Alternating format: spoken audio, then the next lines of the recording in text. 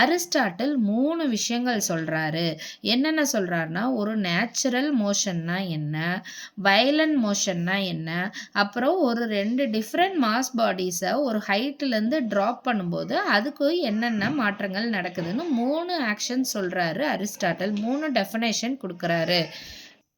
எர்த்ல இருக்க பாடி, earthly bodies இருக்குல்ல, அதோட நேச்சுரலான ஸ்டேட் என்னவா? ரெஸ்ட் தான் அப்படின்னு சொல்றாரு. இயற்கையான நிலை என்ன அப்படின்னா ரெஸ்ட் தான் அப்படிங்கிறாரு. அதாவது சப்போஸ் ஒரு பாடி மூவ் ஆயிட்டு இருந்தா கூட அது கொஞ்ச நேரம் கழிச்சு தானா ரெஸ்ட்டுக்கு வந்துரும்.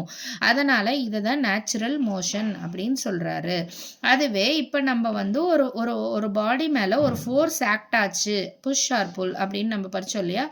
அது அப்படி நம்ம கொடுக்கும்போது அது நேச்சுரல் ஸ்டேட்ல இருந்து ஒரு வயலண்ட் மோஷன் ஸ்டேட்டுக்கு போகுது.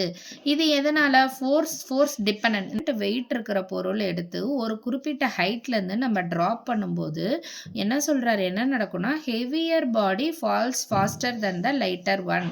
ஹெவியா இருக்க ஆப்ஜெக்ட் தான் ஃபர்ஸ்ட் கிரவுண்டை ஹிட் பண்ணும், அதுக்கப்புறம் தான் லைட்டா இருக்க ஆப்ஜெக்ட் வரும்னு சொல்றாரு. ஆனா இந்த 3 கோட்பாடுகளும் அரிஸ்டாட்டில் சொன்னது.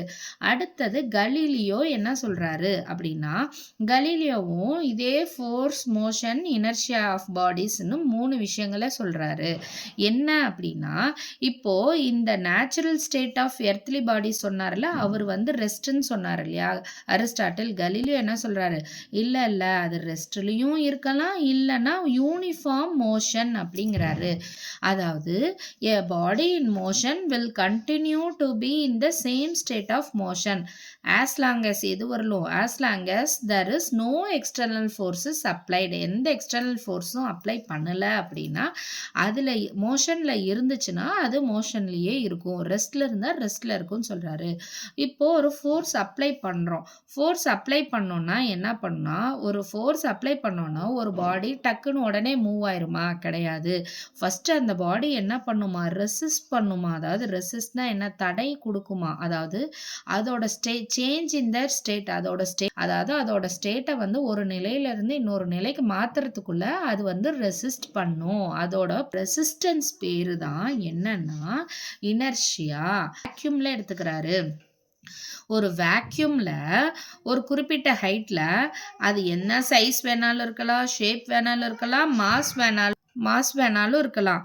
அந்த பாடி நம்ம அந்த டிஃப்ரெண்ட் பாடிஸை ட்ராப் பண்ணோம்னா அது எல்லாமே என்ன ஆகுமா? சேம் டைம் தான் கிரவுண்டை ரீச் ஆகும் அப்படின்னு சொல்றாரு.